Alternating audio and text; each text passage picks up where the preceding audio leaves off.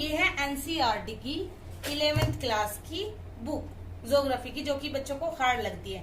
तो इसमें बात करते हैं कि आपको पढ़ना कैसे है। तो देखो, जैसे यहाँ से आपने स्टार्ट किया है कि पिछले अध्याय में आपने भूगर्भ के बारे में विषय में पढ़ा होगा, इसका कोई काम नहीं है हमारे यूपीएससी में, ठीक है, तो इसको छोड़ देते हैं। आप संसार के मानचित्र से परिचित है, इसको भी छोड़ देते हैं। आप जानते हैं, इसको भी छोड़ देते हैं, क्योंकि बच्चों के काम है। सीधा आ जाइए, पृथ्वी के 29% भाग पर महाद्वीप और बाकी महासागर फैले हुए हैं। तुरंत पॉइंट को हाईलाइट कर दीजिए।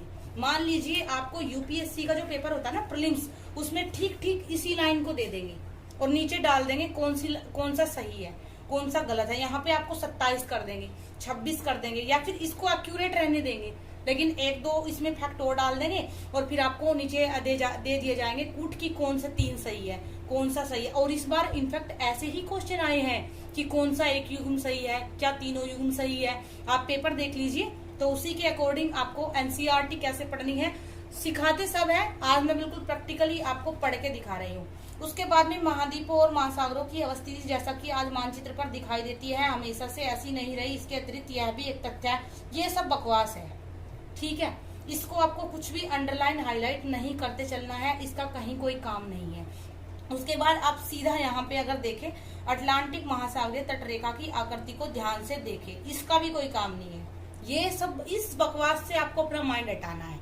उसके बाद में यहाँ पे आश्चर्यजनक सम्मिति है। इसी समानता के कारण बहुत से वैज्ञानिकों ने दक्षिण व उत्तर अमेरिका के साथ जुड़ने की संभावना। ये जो सारा काम है ना, ये जो जिस बच्चे का 11वीं में एडमिशन हुआ है उसका काम है।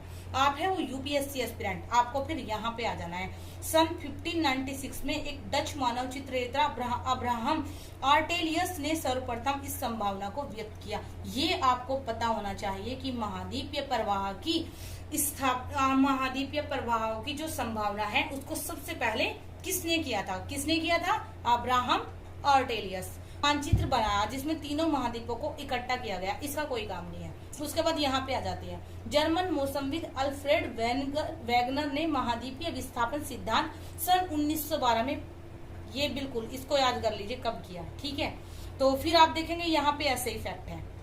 तो आपको ऐसे करना है मेरे प्यारे भाई बहनों एंड फ्रेंड्स, जो भी आप मुझे मानो एज ए एस्पिरेंट, क्योंकि टीचर तो नहीं मैं बोलूंगी, आप मुझे मानो एज ए एस्पिरेंट ही, बहन भाई या फ्रेंड्स कुछ भी मान सकते हो, ऐसे सीखो। देखो उसके बाद में महाद्वीपीय विस्थापन के पक्ष में प्रमाण, तो जैसे ये प्रमाण है ना, तो अब आपको यहाँ पे सतर्क हो जाना है कि आपको रट्टा नहीं मारना है सारे का, आपको देखना है महाद्वीपों से सामने। आपको पता चल गया कि प्रमाण, पहला प्रमाण क्या है कि महाद्वीपों में आपस में साम्य है। अब बात करते हैं सेकंड प्रमाण की। अब यहाँ पे आ जाइए, महासागरों के पार चट्टानों की आयु में समानता, यानी कि जो चट्टाइयों की आयु में समानता है चट्टानों की, उससे हमें पता चलता है। सेकंड चीज, 200 करोड़ वर्ष प्राचीन सैल समूहों की एक पट्टी ब्राजील तट और पश्चिमी अफ्रीका के तट पर मिलती थी, जो आपस में मेल खाती थी। तो यहाँ से हमें पता चल गया, इसीलिए हमें आयु का पता चल जाता है। उसके बाद आ जाता है टीलाइट की जो चट्टानें मिली वो गोंडवाना में भी मिली और वो अफ्रीका के फिनलैंड इसमें भी मिली। तो यहाँ से भी साबित होता है ये जो चीज है ना कि महाद्वीपीय विस्थापन हुआ था महाद्वीपों का, वो चीज यहाँ से सिद्ध होती है, क्योंकि विस्थापन हुआ होगा तभी तो अलग अलग हुए होंगे ना। अभी मैं आपको चित्र भी दिखाऊंगी कैसे हम इस फैक्ट को कितना इजीली समझ पाते हैं। उसके बाद में प्लेसर निक्षेप की जो सोनायुक्त सिराएं थी वो ब्राजील में पाई जाती थी, अतः स्पष्ट हुआ कि घाना में मिलने वाले सोने के जो निक्षेप हैं वो ब्राजील पठार से उस समय निकले होंगे, क्योंकि वो वहां पे तो नहीं मिलते थे।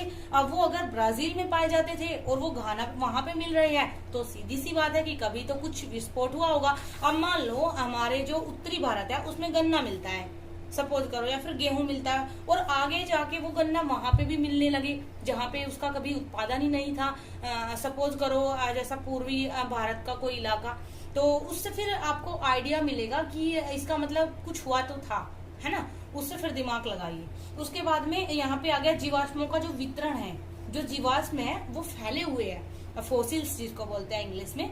तो यहाँ पे देखो, लेमूर भारत, मेडागास्कर व अफ्रीका में मिलते हैं, लेकिन कुछ वैज्ञानिकों ने इन तीनों स्थल खंडों को जोड़कर एक सतत स्थलखंड लेमूरिया की उपस्थिति को स्वीकारा है।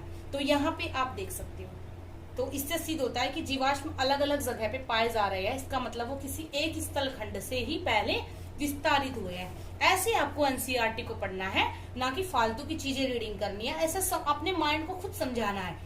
ओके, उसके बाद आ गए, देखो उसके बाद यहाँ पे आते हैं। ये तो चलो इसको छोड़ भी सकता है, कोई ऐसे ज्यादा जरूरी नहीं है। अब मैं आपको दिखाती हूँ कि सिद्ध कैसे होती है ये चीज, अभी दिखाती हूँ। देखो जस्ट 1 मिनट मैंने किया हुआ है।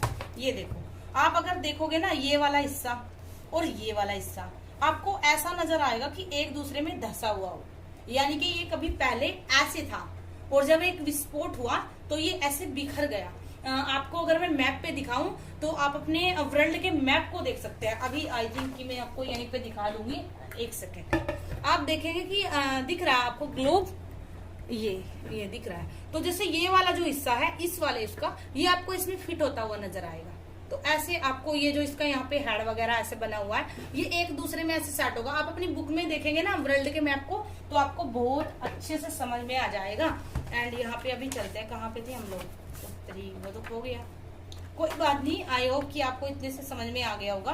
बाकी देखो पढ़ना तो आपको ही है, क्योंकि अभी मैं तो आपको पढ़ा नहीं रही हूँ। बाकी मधुकर कोटवे सर बहुत अच्छा पढ़ाते हैं, उनकी 95 क्लासेस है एनसीईआरटी की। जो 2024 और 25 के लिए तैयारी कर रहे हैं ना, उनको मैं बोलूंगी उनकी क्लासेस देख लीजिए। सर्च करना NCERT by Madhukar Kotwe, 95 classes आपको मिल जाएगी। पी डालिए उनको, देख डालिए, छोड़िए मत बिल्कुल भी। एक भी क्लास बहुत अच्छी है। चलिए, तो इसको ऐसे इसमें देखेंगे आप तो आपको सारा पता चल जाएगा। एंड आई होप, और जो भी आपको कुछ फैक्ट अलग से, देखो यहाँ पे मैंने लिखा है, जहां हिमालय बन रहा है यूरेशियन प्लेट के अंदर जा रही है इन्हीं ऑस्ट्रेलियन प्लेट, और इसी कारण हिमालय की ऊंचाई बढ़ रही है, और इसी कारण हिमालय पर भूकंप के झटके भी आते हैं।